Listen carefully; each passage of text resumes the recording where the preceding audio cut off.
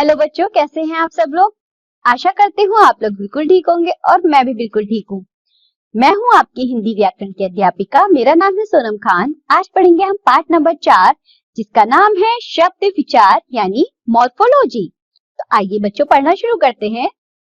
सार्थक अर्थ को प्रकट करने वाले वर्ण समूह को शब्द कहते हैं। जैसे आप यहाँ एक बच्चों चित्र देख पा रहे हैं, सूरज। ठीक है, अब इसकी ध्वनियां देखिए। सबसे पहले सु चम उ चम रो चम ओ चम जो चम अ, यानी कि बना क्या हमारा सूरज, जो कि 6 वर्णों को मिलाकर बना है। इसी तरह देखिए पो चम ओ चम रो चम वो चम ओ चम तो चम आ, यानी कि पर्वत। ये हमारा 7 वर्णों को मिलाकर बना है। उपर्युक्त शब्दों में सूरज तथा पर्वत क्रमशः 6 तथा 7 वर्णों के मेल से बने हैं जो सार्थक अर्थ प्रकट करते हैं। शब्दों का सार्थक होना अनिवार्य है। बच्चों इस लाइन से क्या अर्थ है? इस लाइन का अर्थ यही है कि शब्द जो हम बनाते हैं उनका कोई ना कोई अर्थ निकलना चाहिए, अर्थ वो भी सार्थक अर्थ निकलना चाहिए। जैसे हमने कहा सूरज, पर्वत, बोतल, फ्रिज, ग्लास। बच्चों इन शब्दों का कुछ ना कुछ अर्थ निकल रहा है। जब हम ये शब्द बोल रहे हैं तो आपके मस्तिष्क में कुछ ना कुछ चित्र तो जरूर बन रहा होगा। यदि मैं कहूं मकल, लकस, कलप, मतलब जो मैं ये शब्द बोल रहे हैं क्या आपके मस्तिष्क में कोई चित्र उभर कर आ रहा है? नहीं आ रहा, क्योंकि इन शब्दों का तो कोई अर्थ ही नहीं है। वर्णों के सार्थक समूह को क्या कहते हैं बच्चों? शब्द कहते हैं, लेकिन उन शब्द का सार्थक अर्थ निकलना आवश्यक होता है। आगे देखिए शब्द की विशेषताएं। सभी शब्दों के वर्णों का क्रम निश्चित होता है। जैसे किताब, अगर इसके क्रम को उलटकर ताब की या बता की आदि कर दे तो कोई सार्थक अर्थ शब्द नहीं बनेगा। बच्चों जो किताब शब्द था हमने इसके वर्णों को बदल दिया, हमने कर दिया बता की, तबा की, कोई अर्थ निकला? बिल्कुल नहीं निकला। इसी तरह देखिए सभी शब्दों का कोई ना कोई अर्थ निश्चित रूप से होता है। हम जो शब्द बोलते हैं उनका कोई ना कोई अर्थ निश्चित रूप से होता है। शब्दों के द्वारा ही वाक्य रचना होती है। जो हम शब्द बोलते हैं इन शब्दों को यदि हम क्रम से रखते हैं तभी तो बच्चों क्या बनते हैं? हमारे वाक्य बनते हैं। सिर्फ अकेला शब्द तो वाक्य नहीं होता ना। आगे पढ़ेंगे अब हम पद। जब शब्दों का प्रयोग वाक्यों में किया जाता है तो वे पद कहलाते हैं। बच्चों पद और शब्द में अंतर क्या होता है? वही हम देखो हमने कहा कलम, ठीक है, कलम कहा, कलम अपने आप में शब्द है। ये क्यों ये शब्द है अभी तक? क्योंकि ये स्वतंत्र रूप से है, ये कलम हो गया। यदि इस कलम को हम वाक्य में रख देंगे, जैसे मेज पर कलम रखी है, हमने ये कहा, तो बच्चों जो ये कलम शब्द है ये तो एक वाक्य में आ गया। अब ये शब्द ना रहकर क्या बन जाएगा? अब ये शब्द बन जाएगा हमारा पद, क्योंकि इस वाक्य में इसका कोई ना कोई पद है। तो यही शब्द अब हमारा क्या कहलाएगा बच्चों? पद कहलाएगा। जब तक शब्द स्वतंत्र रूप से रहता है तो वे शब्द रहता है, जब वही शब्द वाक्य में प्रयोग हो जाता है तो वे पद बन जाता है। आगे देखिए, यानी स्वतंत्र रहने वाला शब्द व्याकरणिक संस्कार पाकर पद बन जाता है। जैसे पापा ने रोहन को घुमाया, यह वाक्य पापा रोहन घुमाया शब्द से बना है, लेकिन वाक्य में प्रयुक्त होने पर पापा ने रोहन को घुमाया पद बन गया। समझ में आया बच्चों? देखिए हमने कहा पापा रोहन घुमाया, ये सभी अलग अलग शब्द हैं। अभी तक बच्चों ये सिर्फ शब्द हैं। जब तो हम इन शब्दों को वाक्य में रखेंगे, जैसे पापा ने रोहन को घुमाया, तो पापा रोहन और घुमाया ये शब्द सब क्या बन जाएंगे? ये सब शब्द पद बन जाएंगे। आगे देखिए शब्दों का वर्गीकरण। हिंदी व्याकरण में शब्दों का वर्गीकरण 5 प्रकार से किया जाता है। उत्पत्ति या स्रोत के आधार पर, अर्थ के आधार पर, प्रयोग के आधार पर, व्याकरणिक प्रकार्य के आधार पर। सबसे पहले हम देखते हैं उत्पत्ति या स्रोत के आधार पर। इस आधार पर यह देखा जाता है भाषा के अंतर्गत किसी शब्द विशेष का उद्गम कहां से हुआ है। उत्पत्ति, स्रोत अथवा उद्गम की दृष्टि से शब्दों को 5 भागों में बांटा गया है। देखिए बच्चों कौन कौन से शब्द? तत्सम शब्द, तद्भव शब्द, देशज शब्द, विदेशी शब्द और संकर शब्द। सबसे पहले तत्सम शब्द। संस्कृत के उन शब्दों को जिन्हें ज्यों का त्यों हिंदी भाषा में स्वीकार किया गया है तत्सम शब्द कहलाते हैं। जैसे अग्नि, सूर्य, चंद्र, माता, पिता, पुत्र इत्यादि। तद्भव शब्द संस्कृत के उन शब्दों को जो थोड़े बहुत परिवर्तन के साथ हिंदी में प्रयुक्त होते हैं तद्भव शब्द कहलाते हैं। जैसे अग्नि से आग। देखिए तत्सम तद्भव शब्द। बच्चों यहाँ हमें इस तालिका में कुछ तत्सम और तद्भव शब्द दिए गए हैं। तत्सम से तद्भव शब्द किस तरह बनते हैं? कार्य, काम, ग्राम, गांव, सर्प, सांप, मयूर, मोर, सप्त, सात, वर्ष, बरस, श्वेत, सफेद, स्वर्णकार, सुनार, मुक्ता, मोती, आम्र, आम, मस्तक, माथा, शुष्क, सूखा, सत्य, सच, भ्रमर, भंवरा, मक्षिका, मक्खी, दधी, दही, कर्ण, कान, उच्च, ऊंचा, गृह, घर, पितृ, पिता, ग्राहक, गाहक, विवाह, ब्याह, वार्ता, बात, भगिनी, बहन, दुग्ध, दूध, दुर्बल, दुबला, भ्राता, भाई, अक्षी, आंख, लोक, लोग, घृत, घी, शर्करा, शक्कर, कुंभकार, कुम्हार, दीपक, दिया, आश्रय, आसरा। तो बच्चों ये थे कुछ तत्सम शब्द से तद्भव शब्द बने हुए। अब देखेंगे हम देशज शब्द। वे शब्द जिनका स्रोत पता ना हो और वे विदेशी भी ना हो, देशज शब्द कहलाते हैं। जैसे लड़का, रोटी, लकड़ी, लोटा, खिड़की, टांग, पेट, डिब्बा इत्यादि। विदेशी शब्द हिंदी में अंग्रेजी, अरबी, फारसी, पुर्तगाली, चीनी, फ्रांसीसी इत्यादि भाषाओं से आए शब्द विदेशी शब्द कहलाते हैं। अंग्रेजी शब्द देखिए बच्चों, nurse, ticket, motor, doctor, stop, football, taxi, party, station, police इत्यादि। अरबी फारसी शब्द कागज, बेगम, तकदीर, जनाना, किनारा, बगीचा, सजा, जहान इत्यादि। तुर्की शब्द देखिए, तोप, लाश, कालीन, बहादुर, गलीचा, बावर्ची, तौलिया इत्यादि। फ्रांसीसी कूपन, कारतूस, बिगुल, काजू, पुलिस, कर्फ्यू, कार्टून इत्यादि। चीनी शब्द लीची, चाय, तूफान, पटाखा इत्यादि। पुर्तगाली शब्द तौलिया, गिरजा, बाल्टी, अलमारी, ऑलपिन, गोदाम, साबुन इत्यादि। यूनानी एटम, टेलीग्राम, टेलीफोन, डेल्टा इत्यादि। जापानी रिक्शा, इस्पात इत्यादि।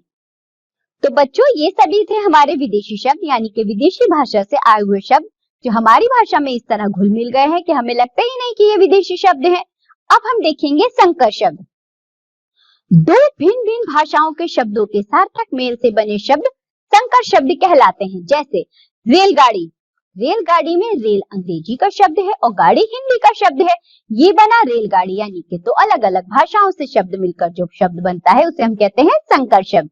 इसी तरह देखिए ऑपरेशन, कक्ष यानी कि ऑपरेशन जो कि अंग्रेजी भाषा का है, कक्ष हमारा संस्कृत भाषा का है। इसी तरह किताब घर, किताब अरबी फारसी और घर हिंदी का।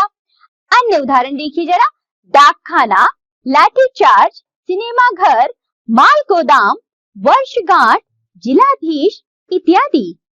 अब हम देखेंगे शब्दों को अर्थ के आधार पर। अर्थ के आधार पर शब्द के 6 प्रकार होते हैं। एकार्थी शब्द, अनेकार्थी शब्द, समानार्थी अथवा पर्यायवाची शब्द, विपरीतार्थी अथवा विलोम शब्द, समरूपी अथवा श्रुतिमत भिन्नार्थक शब्द और अनेक शब्दों के लिए एक शब्द। सबसे पहले हम देखेंगे एकार्थी शब्द। जिन शब्दों का अर्थ सदा एक सा रहता है उन्हें एकार्थी शब्द कहते हैं। जैसे प्रधानमंत्री, संसद, सम्राट, राष्ट्रपति इत्यादि।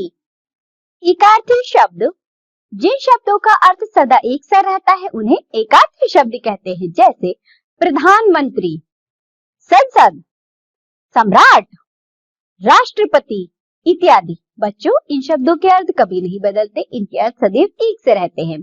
आगे देखिए, अनेकार्थी शब्द, ऐसे शब्द जिनके एक से अधिक अर्थ होते हैं उन्हें अनेकार्थी शब्द कहते हैं। बच्चों, जिन शब्दों के अर्थ एक से अधिक निकलते हैं वे अनेकार्थी शब्द कहलाते हैं। एक शब्द लिया हमने, अंक। अंक का अर्थ होता है गिनती के अंक, यानी कि संख्या, वो भी होता है। अंक का अर्थ बच्चों भाग भी होता है। जैसे आपने नाटक पढ़ा होगा, नाटक में होता है ना प्रथम अंक, द्वितीय अंक, तृतीय अंक, यानी कि वे भाग होते हैं। इसी तरह नाटक का एक अध्याय वह भी अंक कहलाता है। आगे देखिए, सर का अर्थ तालाब भी होता है, सर का अर्थ बच्चों चिंता भी होता है, और सर का अर्थ बाढ़ भी होता है। तो हमने देखा किस तरह एक शब्द के अनेक अर्थ होते हैं। आगे देखते हैं, समानार्थी अथवा पर्यायवाची शब्द, जिन शब्दों के अर्थ एक दूसरे के समान होते हैं उन्हें समानार्थी अथवा पर्यायवाची शब्द कहते हैं। जैसे हमने कहा उत्तम, उत्तम का अर्थ बच्चों उत्कृष्ट भी होता है, श्रेष्ठ का अर्थ भी उत्तम होता है, बढ़िया का अर्थ भी उत्तम होता है। यानी कि जो समान अर्थ देते हैं वे हमारे कहलाते हैं समानार्थी अथवा पर्यायवाची शब्द। इसी तरह देखिए, पक्षी, पंछी, खग, विहग, शोभा, सौंदर्य, सुंदरता, सुषमा, अंबर, आकाश, गगन, नभ, हवा, वायु, समीर, अनिल, कमल, पंकज, जलज, वारिज, घोड़ा, अश्व, है, तुरंग, भूमि, पृथ्वी, धरा, वसुधा, धरती।